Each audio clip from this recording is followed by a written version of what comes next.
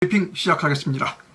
오늘 아침 뉴스 브리핑의 일부 제목은 대통령 탄핵을 국민 스포츠로 생각하는 드라큘라들, 이것이 일부의 제목입니다.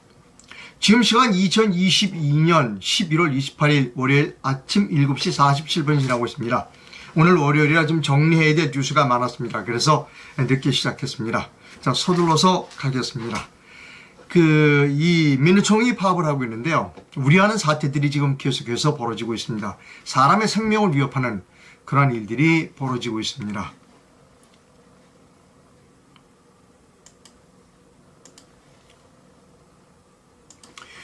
불법 파업에 불참한 화물 차량에 쇠구슬이 따라 들어왔다는 겁니다. 민주노총 공공운수노동조합 화물연대본부 총파업이 이어지는 가운데 파업에 참여하지 않은 화물차에 쇠구슬로 추정되는 물체가 날아와 운전자가 다치는 일이 발생했다. 경찰은 파업 참가자가 이 물체를 날렸을 가능성이 있다고 보고 수사 중이다. 전국 산업 현장에서는 파업 여파로 인해 피해가 눈덩이처럼 불어나고 있다는 겁니다. 그래서 운전자는 유리 파편으로 목을 다쳤다고 합니다. 부상을 당했다고 합니다. 경찰은 파손 흔적을 분석하고 있으며 둥근 형태의 작은 쇠구슬로 추정하고 있습니다. 2009년 화물연대 파업 당시 경주와 포항에서 파업 참가자들이 파업 비참여 화물 차량들을 향해 쇠총으로 쇠구슬을 쏜 그런 일이 있었다라고 경찰은 말하고 있습니다. 우려스럽습니다. 자신의 목적을 달성하기 위해서 남의 생명을 위협하는 이런 행동은 절대로 용납돼서는 안 됩니다. 보세요. 이거 달리는 트럭 한 80, 70 이렇게 달리는데 거기다 쇠구를 쏘면 쇠구슬이 날아가는 속도가 있고 화물자동차가 달려가는 속도가 있어요. 이것은 대단히 큰 위협적인 일이죠. 죽으라는 얘기하고 똑같습니다. 저건 살인 미수죄가 되겠죠. 저는 살인 미수죄를 적용해야 된다고 봅니다. 사람들, 인간들이 아닙니다. 남의 목숨, 자기가 돈을 몇 푼 더 받기 위해서 남의 목숨을 위협하는 사람은 사람이 아닙니다. 인간이 아니라고 생각합니다. 단호하게 조치가 이루어져야 됩니다. 다음 뉴스입니다. 하여튼 우리나라 독립언론인, 우리나라 기자 중에는 이제 조폭인지 기자인지 모르는 그런 정도의 수준의 기자들이 있습니다. 더 탐스라고 하는 매체가 한동훈 법무장관의 집을 압수수색했습니다. 말하자면 27일 서울수서경찰서와 더 탐사 방송에 따르면 27일 오후 1시쯤 더 탐사 관계자 5명이 한동훈 장관이 사는 서울 강남의 한 주상복합 아파트 건물에 들어가서 한 장관의 집에 벨을 눌렀습니다. 이들은 건물 공동 현관을 거쳐 엘리베이터를 타고 한 장관이 사는 집으로 올라갔습니다. 이 아파트는 엘리베이터를 출입할 때 출입카드가 있는 입주민만 이용할 수 있습니다. 더 탐사 측은 엘리베이터 주민들이 눌러줬다고 말했습니다. 그러나 그런 장면은 CCTV 화면에 나오지 않았습니다. 이들은 한 장관 집 문 앞에서 띵동하고 한 장관이 계십니까? 라며 수차례 외쳤습니다. 아무런 대답이 없자 문 앞에 택배 상자가 놓여 있는 것을 살피고 이거 택배 상자 이거 와 있네요. 누가 주문했나요? 라고 언급했다는 겁니다. 또 그 중에 더 탐사 기자 5명 중에 한 사람이 도어룩을 만집니다. 도어룩을 만지자 도어룩에서 지문을 입력하세요 라는 소리가 나왔다는 겁니다. 당시 한 장관의 집에는 아내 등 가족들만 있었던 것으로 알려졌습니다. 이들이 왜 이런 행동을 했을까요? 저희가 이제 더 탐사가 영상에서 이렇게 밝혔어. 왜 그런 행동을 했는지. 우리가 한동훈을 압수수색하려고 한 것은 아니고요. 일요일에 경찰 수사관들로부터 기습적으로 우리 더 탐사 기자가 압수수색을 당했어요. 그래서 압수수색을 당하는 기분이 어떤지 그거 느껴보라 라고 생각해서 더 탐사 기자들이 한동훈 집 장관을 찾아갔다는 겁니다. 오전에 압수수색을 당해서 그래? 한동훈 장관 집 오후에 압수수색하러 갔다. 그리고 압수수색하는 건 아니고 우리가 압수수색 권한이 있는 건 아니지만 한 장관 너도 느껴봐라 라고 해서 찾아갔다는 겁니다. 이 정도면 이건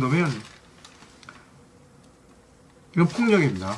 자, 그런데 저는 올바르지 않은 행동이라는 걸 분명히 규탄합니다. 더 탐사 기자들의 이 행동에 규탄합니다. 그리고 협박하는 것이고 위협하는 것이고 가족을 위협하는 겁니다. 아주 치졸하고 더럽고 비열한 범죄라고 생각합니다. 자, 그럼에도 불구하고 우리가 여기서 한 가지 짚고 넘어가야 될 사안이 있습니다. 저도 오늘 아침 페이스북에서 독립언론인 조용환 대표의 글을 보고 아 맞아 라고 느낀 바가 있습니다. 그거를 여러분께 보여드립니다.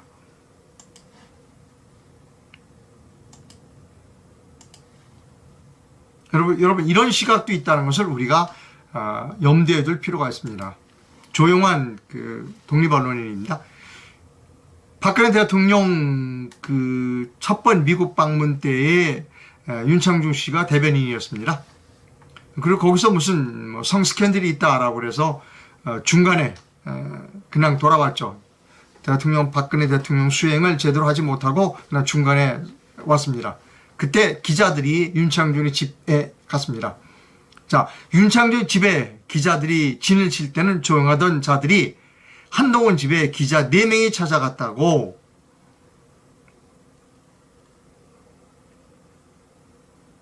기자들이 난리친다는 겁니다.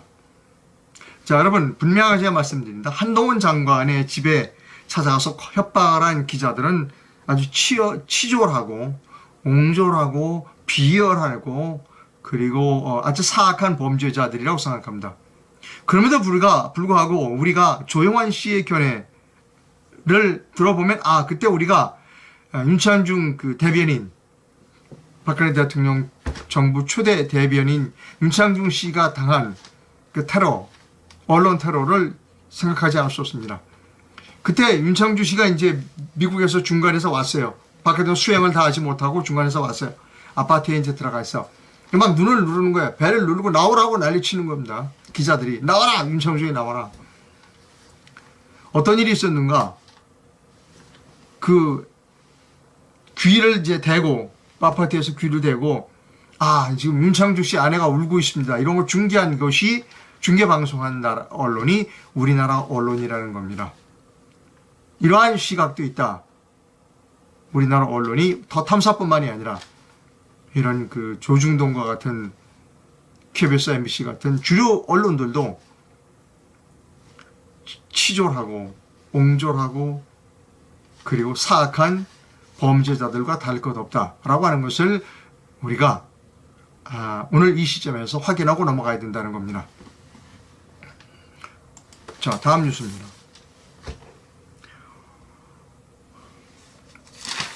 오늘 아침에 조선일보 칼럼을 하나 소개해 드립니다. 서울대 정치외교학부 강원택 교수님이 쓰신 칼럼이고요. 제목은 정치가 사라졌답니다. 자, 앞에 정확하게 많이 있습니다만 핵심 부분만 여러분께 읽어드립니다. 국민 모두가 가슴 아파하는 대형 참사가 발생했다면 그에 대한 책임 여부와 무관하게 국정을 이끄는 입장에서도 도의적으로라도 누군가 참여함으로써 그에 대한 송구한 심정을 표현하는 것이 마땅하다. 이상민 장관 사퇴시키라는 겁니다. 그게 공감의 정치였을 것이다. 그러나 그것을 야당의 압력과 비판에 밀리는 것으로 받아들인다면 그런 결단을 하지 못하게 된다. 자, 여기서 중요한 대목이 있습니다. 책임 여부와는 무관하게 누군가 사임함으로써 국민에 대한 송구한 심정을 표현해야 된다는 겁니다. 저는 이 견해에 반대합니다. 특히 학자 이런 분들이 이런 말씀을 많이 하세요. 그러나 책임이 명확하게 규명되지 않았는데 국민들의 마음을 달래기 위해서 사퇴를 시킨다? 그럼 국민들의 마음을 달래면 대통령 사퇴시키는 게 훨씬 빠르지 않겠어요? 아니라는 겁니다. 이들은 죄도 없는 또 아직 정확하게 책임이 밝혀지지 않은 국무위원을 사퇴시키면 그 다음에 맞바로 탄핵으로 가려고 하는 수준이 저들입니다. 이 강원택 교수님은 교수님이라 잘 모르시는 것 같아요. 우리나라 그 좌파들을 잘 모르시는 것 같은데 아닙니다.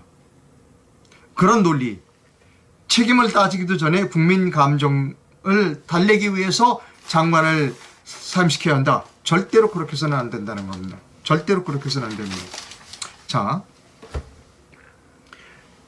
매일경제신문에 이런 칼럼이 있습니다.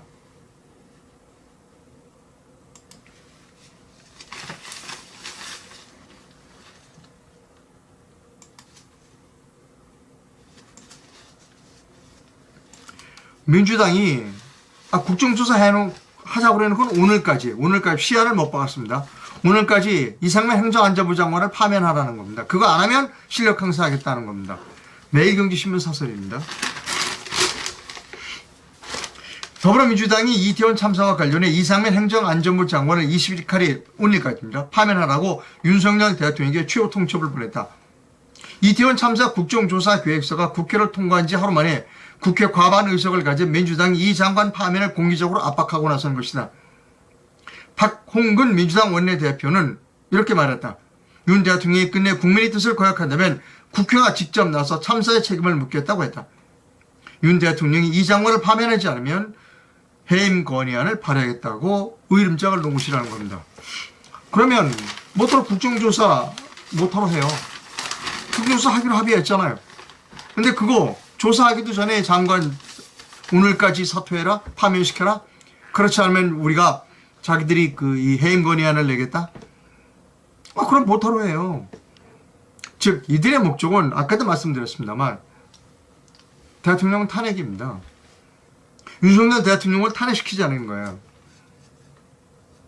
윤석열 대통령을 끌어내려야만 이재명이가 살 수 있기 때문입니다. 자, 아주 오늘 동아일보에 아주 중요하고도 전곡을 찌르는 칼럼 하나는 여러분께 소개해드립니다. 박지균 주간이 쓴 칼럼입니다.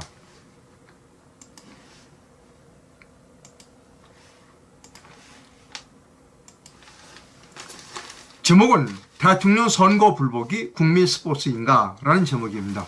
제가 오늘 박지균 칼럼에서 오늘 이제 아침 뉴스 브리핑의 칼럼을 인용했습니다. 대통령을 비판하는 것과 대통령을 인정하지 못하는 것은 전혀 다르다. 윤석열 정부 출범이 온갖 정쟁과 소란의 밑바닥엔 바로 이 네 글자가 깔려있다. 뭐냐? 대선 불복. 이 네 글자가 깔려있다는 겁니다. 그리고 기어이 이를 현실화하려는 총체적 좌파 세력이 조직적인 플레이가 이 나라로 소용돌이로 몰아가고 있다. 정상적인 나라에서 임기가 보장된 대통령을 중간에 끌어내리는 건 상상하기 어렵다. 하지만 이 나라 좌파 세력에겐 너무나 달콤한 두 번의 경험이 있다. 첫 번째가 이명박 대통령 때 광우병 시위, 근거라고는 하나도 없는 악의적 조작선동이었지만 집권 반년도 안 돼 531만 표 차로 승리한 대통령의 힘을 빼버리는데 성공했다. 두 번째가 박근혜 대통령 탄핵, 진짜로 대통령을 끌어내린 것이다. 다른 선진국에서는 있을 수 없는 두 번의 경험이 좌파 세력에겐 유혹의 속삭입니다. 윤 대통령 지지율이 이 정도라면 계속 흔들어 식물 대통령을 만들고 잘하면 박근혜처럼 진짜로 끌어낼 수 있다고 그들은 생각한다. 게다가 국회는 더불어민주당이 169석 거야 세력이다. 사회자 참사에 대해 국정 최고 책임자의 대통령의 정책 책임을 피할 수 없다. 그렇다고 참사가 날 때마다 대통령을 퇴진시킨다고 하는 건 정상이 아니다. 대통령 퇴진 운동이 국민 스포츠가 되어간다. 오죽하면 북한 김여정이 한국 국민들은 윤석열 저 천치 바보들이 들어앉아 자꾸만 위태로운 상황을 만들어가는 정권을 왜 그대로 보고만 있느냐인지 모르겠다며 전복 정권을 사주하는 지경에까지 이르렀다는 겁니다. 대통령 선거 불복, 즉 대통령 탄핵이 국민 스포츠가 됐다라고 하는 동아일보 박재균 칼럼의 내용을 여러분께 소개해드렸습니다. 여러분,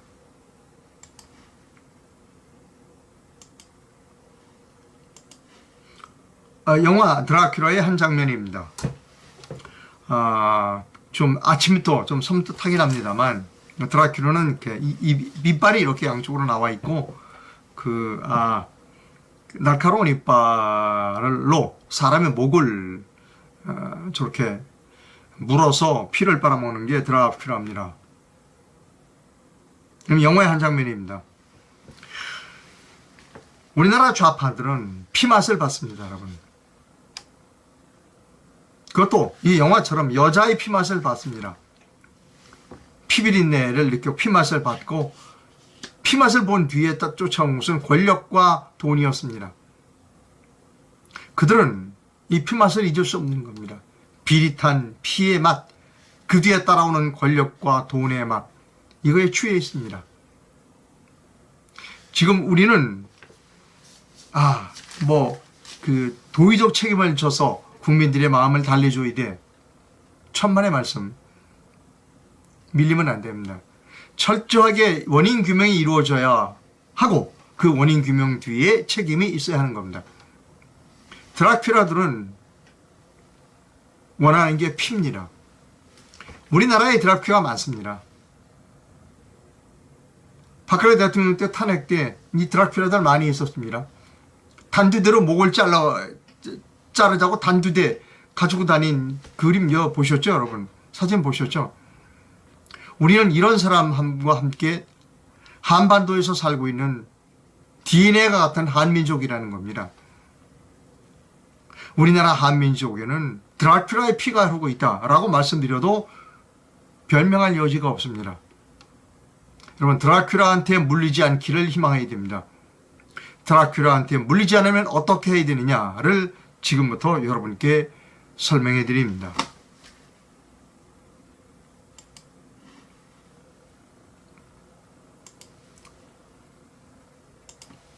중앙일보에 해답이 있습니다.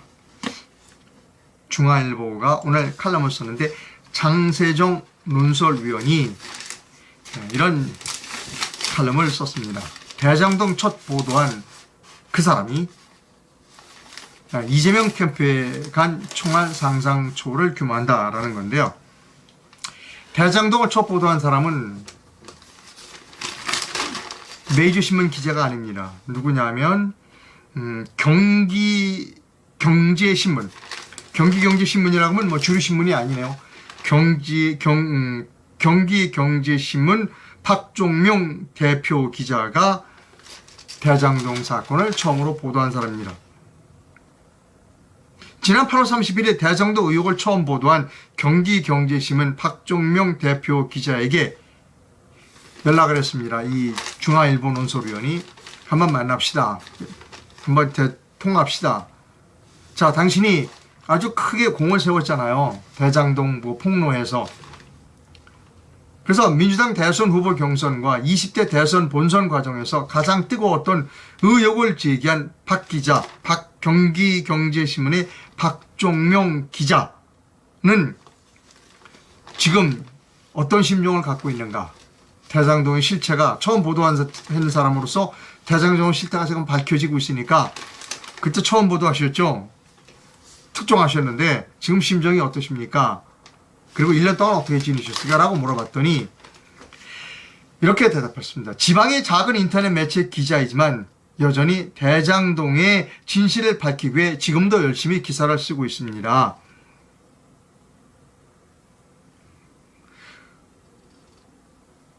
국민의힘 그 정치인들이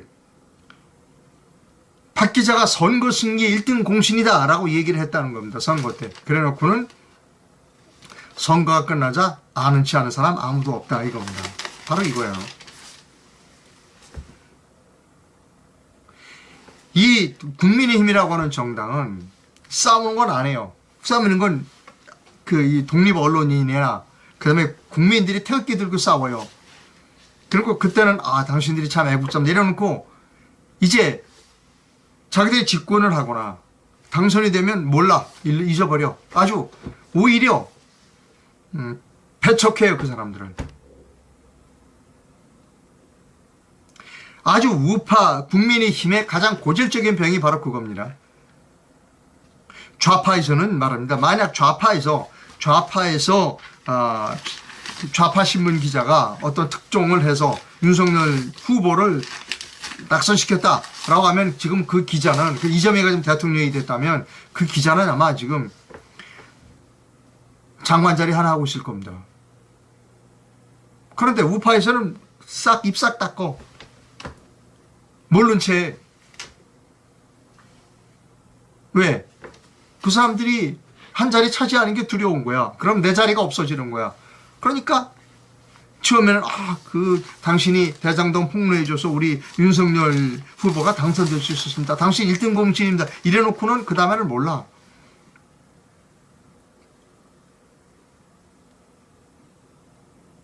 그런 사람도 들어오는 거 원치 않아. 그러니까 똑똑한 사람들이 들어오면 자기들이 쫓겨나. 그러니까 안 해. 이게 우파 국민의힘의 가장 고질적인 병폐라는 겁니다. 그리고 우파 국민의힘뿐만이 아니라 방송국사의 사장도 마찬가지예요. 우파 대통령이 임명한 방송사, 공영방송사 사장도 똑같은 짓거리를 하고 있습니다.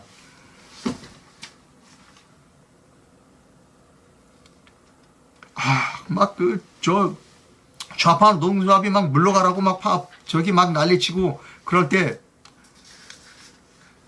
우파의 노동조합원들이 말도 안 된다. 그래갖고 막 좌파 노동조합과 싸웠어요, 열심히. 그때는 좋아하더니 나중에 인사 처리되면 어떡한 줄 알아요? 저쪽 좌파 노동조합원을 부르는 겁니다. 나는 원래 난 너덜을 좋아해. 좌파들을 좋아해. 저 우파 노동조합 애들은 난 쟤들 편이 아니야. 너덜만 승진시켜줄게. 너들 좀 잘해라. 나 좀 잘 봐주라. 라고 우파 그 운동가들을 팔아먹는 사람들이 우파의 지도자가 된 겁니다. 저 아주 뼈저리게 느낀 사람입니다. 팔아먹어요, 오히려. 야, 이상로 쟤 극우야. 난 극우가 아니고 너들 편이야. 내가 쟤는 배제하고 너희들에게 한 자리 줄 테니까 봐. 나 이상로 내치는 거 봐라. 나 너들 편이야. 이게 우파입니다. 왜 지금 그 MBC에 슬리퍼 신고 나오는 기자 왜 그런지 알아요? 언젠가 그는 국회의원 됩니다. 꼭 그들은 보상을 합니다.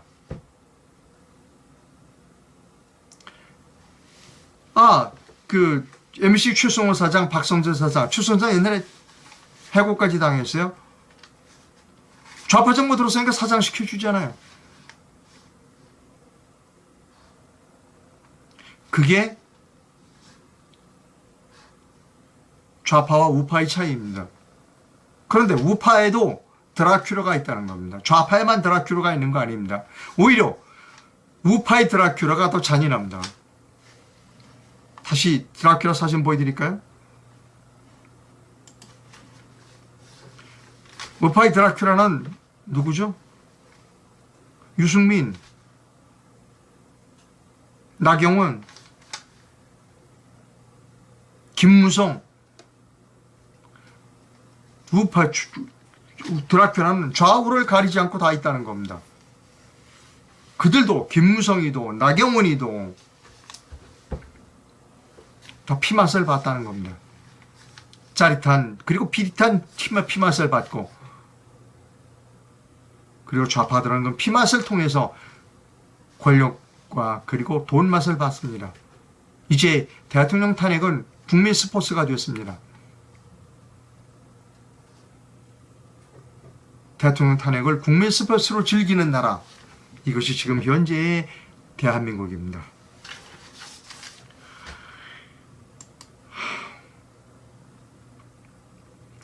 자, 2부 제목을 여러분께 보여드립니다. 2부의 제목은 이겁니다.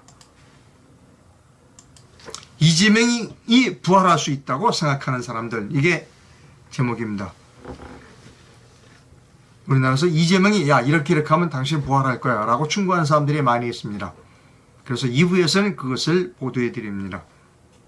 저는 독립언론인입니다. 제가 옳다고 생각하는 바를 여러분께 말씀드리고 있습니다. 제 견해가 100% 옳다라고 건방진 말씀은 드리지 않습니다. 그러나 저와 같은 이상로와 같은 시각이 있다는 것을 여러분들은 아쉬워도 나쁘지는 않겠다라는 생각을 하고 있습니다. 후원이 필요하다 하는 것도 아울러 말씀드립니다. 해외에서 보내주실 분은 페이팔 계좌를, 그리고 국내에서 보내주실 분은 기업은행 계좌를 이용해 주실 수 있습니다. 금방 한 분이 후원을 해주신 건 람부 야풀이라고 하는 분인데, 이분은 미국에 사시는 분 같아요. 달러로 후원을 해주셨습니다. 너무너무 감사합니다. 상업 광고하겠습니다.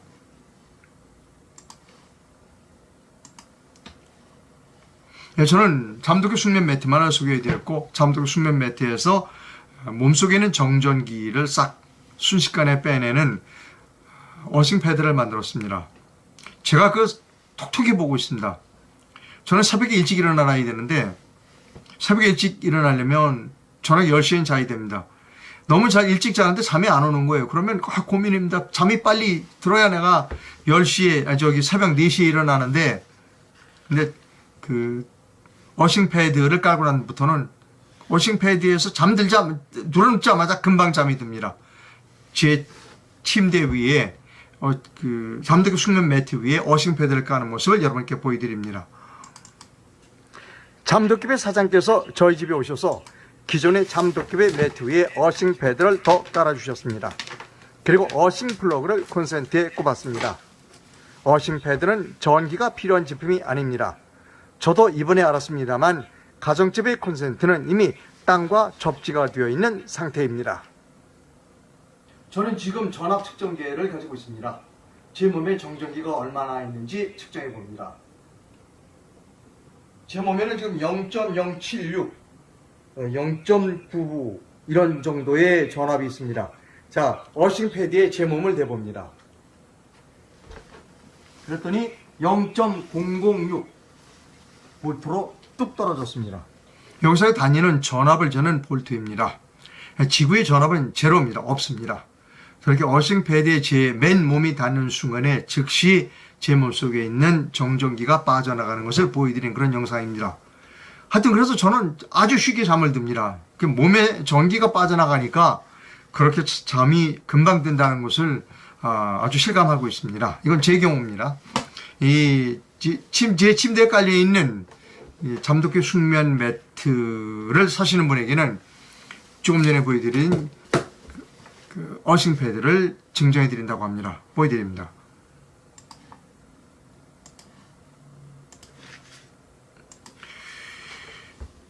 자기상 매트를 구매하거나 렌탈하시는 분에게는 싱글 사이즈 어싱 패드를 증정해 드립니다. 물론 어싱 패드만도 별도로 판매하고 있다고 합니다. 행사 기간은 이달 말까지입니다. 그럼 얼마 안 남았네요. 오늘이 28일이니까 이 전화번호로 전화를 하시면 상담을 받을 수 있다고 합니다. 댓글을 좀 살펴보도록 하겠습니다.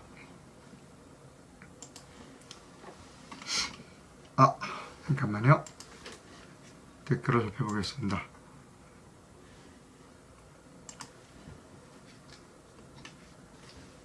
대통령이 좀 결단력을 가져라 라고 하는 겁니다. 이 화물 연대 이런 거 파업에 좀 단호하게 대처하라 라고 하는 목소리가 있습니다. 우리나라는 왜 먼 일만 터지면 꼭 누군가를 희생시켜야 일이 제대로 되는 줄 아나 본다. 아주 미개한 생각이다 하는 겁니다. 윤석열 대통령이 부정선거를 모르쇠하고 있으니 저들도 무시하고 저들 마음대로 하는 겁니다. 저도 그렇게 생각합니다. 빨아도 타는 듯한 갈증을 당신은 알고 계십니까? 그게 바로 피맛입니다. 이렇게 드라큘라가 딱 목에 콱 이빨을 콱 받고 빨아도 갈증을 느끼는 것, 그게 피맛이라는 겁니다.